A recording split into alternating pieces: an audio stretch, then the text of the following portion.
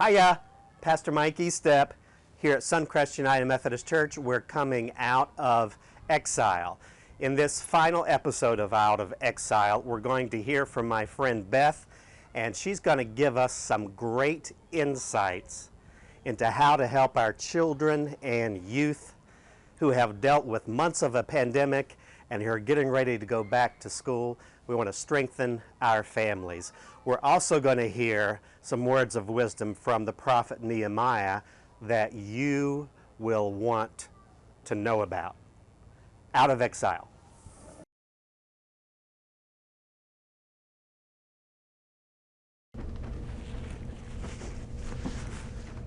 Eat the fat and drink the sweet wine. That's what Nehemiah said to do in Nehemiah chapter 8.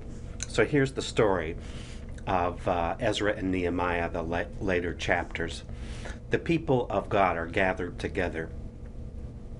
The wall has been rebuilt. The foundation for the temple has been laid. They've worked so hard, endured so much to get there. And the people are called together by the priest Ezra and the clerk of the works, Nehemiah. And the Bible is read to them. And they hear the story of God and their story. They've been created by God and in God's image.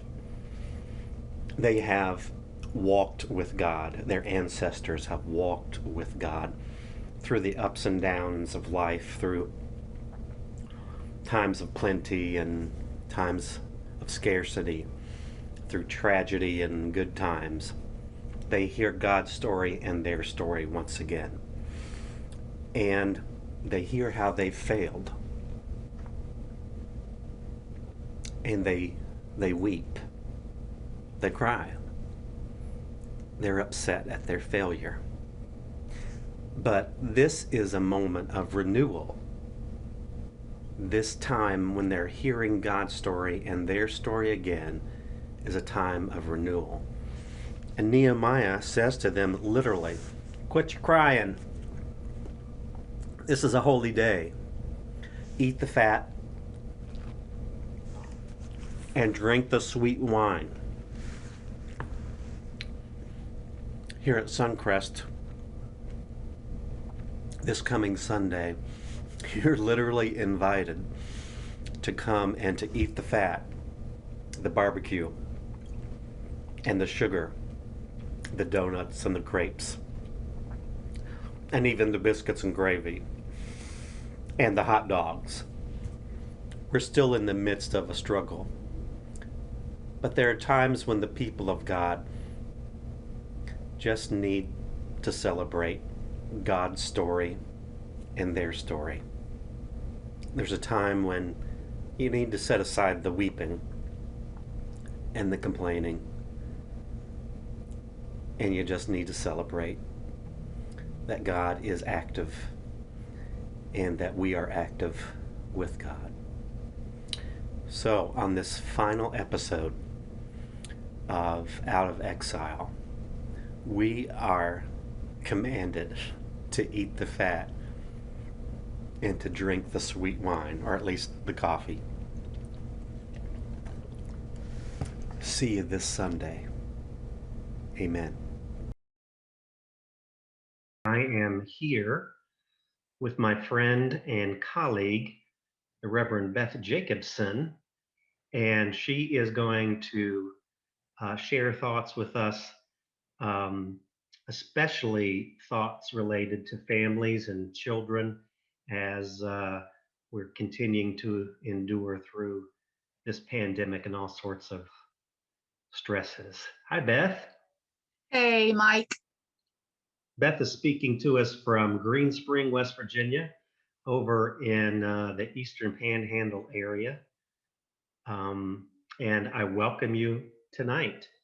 Beth is an ordained elder in the United Methodist Church and is currently serving First Church in James in Kaiser. Is that right? And Calvary. And Calvary. Yes. Congratulations. Beth, what other background and interests and expertise do you bring to us this evening? In the Hampshire County school system, K through 6, I worked for about 15 years counseling children and families. And also, I'm a licensed professional counselor with a specialization in play therapy and addictions. And that's where I'm coming from. If I remember correctly, for a while there, you and a partner had a private practice there in Fort Spring as well. Yes, our practice was in Fort Ashby, Fort and Ashby.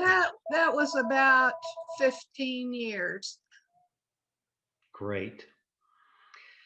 Well, Beth, everybody knows that our kids have been through an awful lot in the past few months. Lots of stressors and experiences and having to adjust to realities. What might be some reactions in our children that we might expect to see because of all that they've had to endure? I think the first one, and that's coming up very shortly, may be school refusal. The expression of the child, I don't want to go through that again. I don't want to go back to that place. And that might be a possible reaction, along with school anxiety, anxious about going back in. There might be exaggerated emotional responses, and that would be on either end, like overly bubbly and excited, or on the other end, just really down and depressed about it. Developmental regression, which is like if a young child had given up a transitional object, they might return to that object, like a blankie or a certain bottle or a doll that they liked. Maybe a return to bedwetting, if that was an issue that they had overcome. And oversleeping, overeating, or the reverse, not sleeping at all, frequent waking or nightmares, or not eating. Okay. So if we see some of these reactions in our kids, should we think that those are somewhat normal reactions, or should we have great concern about those kind of reactions and behaviors? To the extent that it interferes with their normal life, that would be the concern. If the symptoms are interfering with their functioning, not eating is serious, not sleeping is serious, and those things probably need to be evaluated by a professional, a pediatrician or a psychologist. Some reactions would be normal. Say, my child doesn't want to go to school. I could understand that would be well within normal. I don't want to go back there and do that again. I don't want to wear that mask. And then interventions to deal with that we'll talk about here in a few minutes. Parents and grandparents and caregivers are the key folks in a child's life, and in the midst of the pandemic, and in the midst of all that they're experiencing, all the reactions that we see evidenced in their life, parents, grandparents, caregivers are key. What are some things that you would recommend that these persons provide in a child or a youth's life during this time?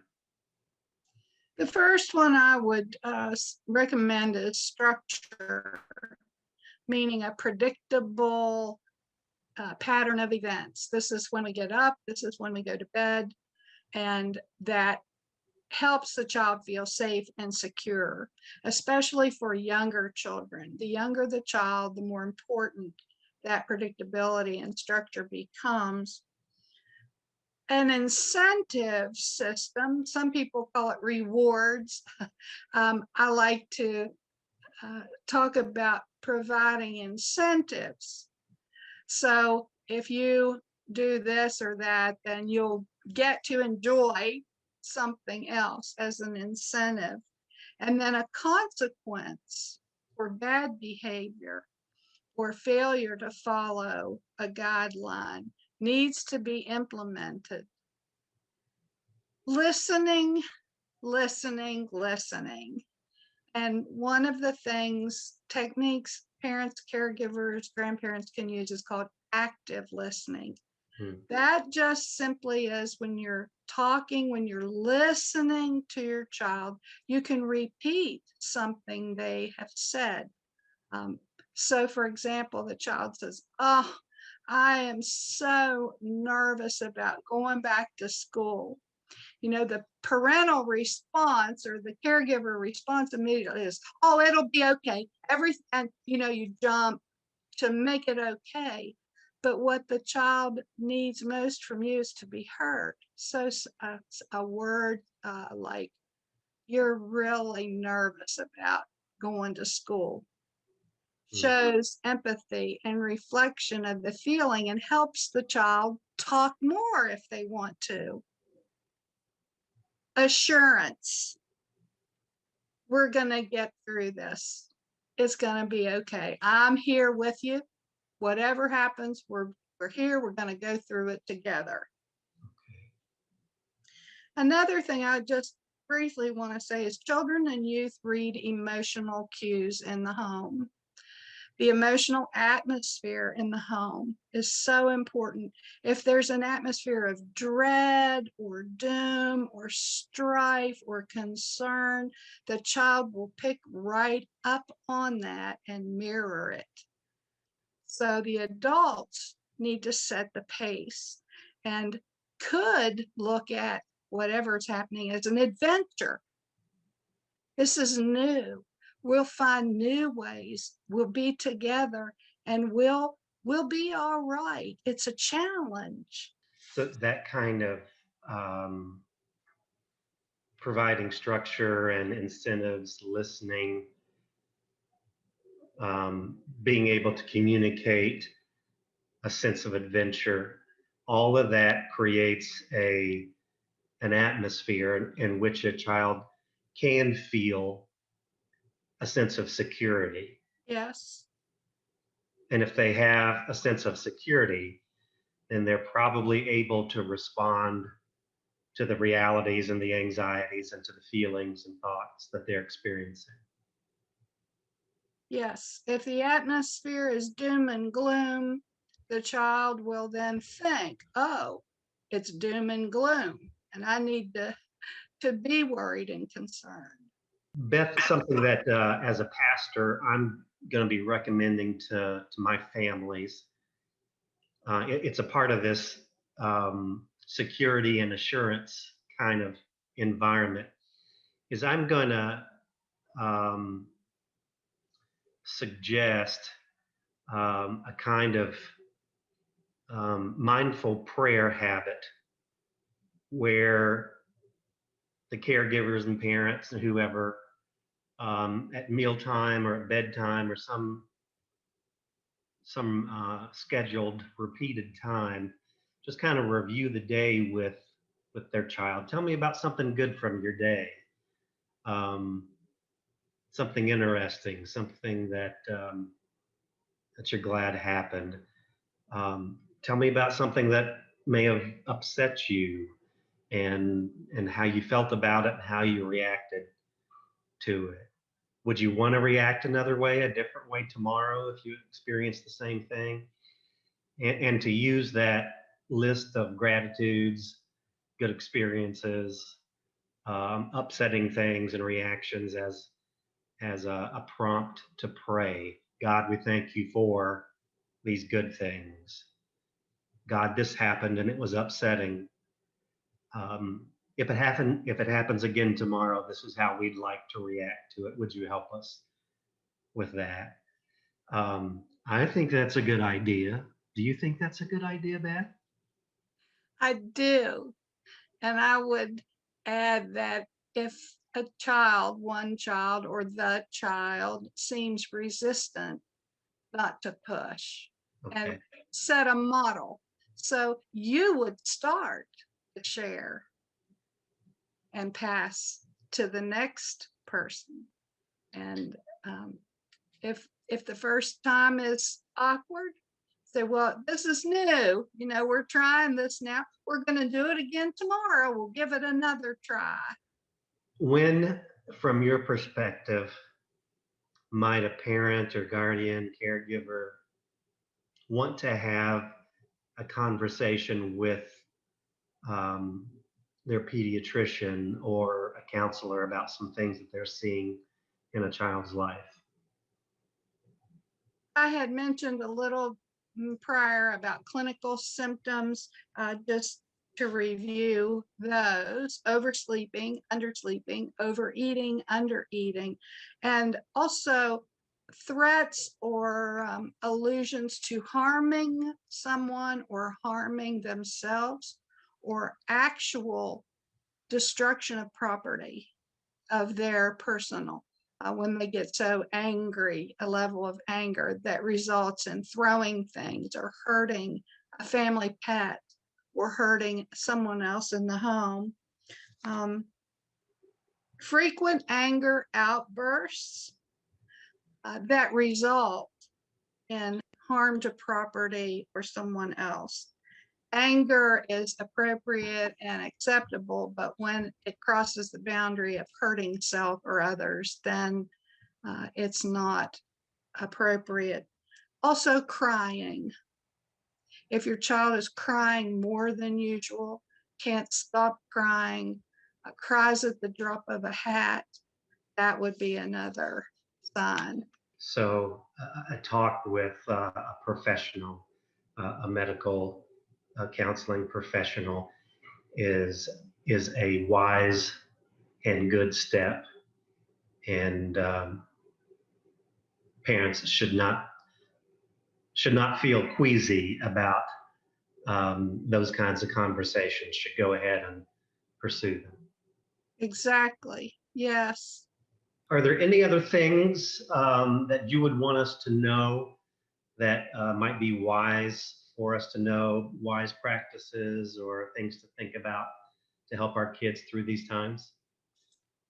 Play. Play is so important in the development of the brain and for adults also. And if possible, go outside and play. I read some interesting stats about being outside in the woods and how, like, I don't forget the exact number, but within 4 minutes of being in that environment, your brain starts to relax and do something different. So play, just play. It doesn't have to be expensive. You don't have to go to a big beach. You don't have to do all that. Just get out in the yard and throw a ball, or just act like have your screws loose or something. Just have fun. Also about screen time, I just want to throw this in because it's very important.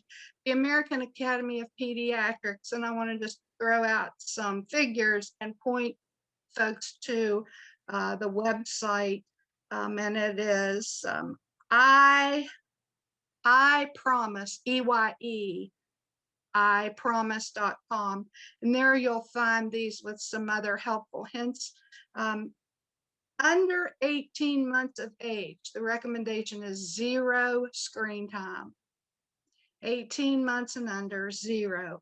18 to 24 months, co-watch with that child less than 1 hour. Ages 3 to 5, up to 1 hour. Ages 6 to 10, 1 to 1.5 hours. And age 13, up to 2 hours. And at that point, at the age 13, they recommend incentives to earn screen time. So it's not just something you get to do automatically. The other thing, the word I want to say is empower. Empower. Never do for a child what that child can do for him or herself.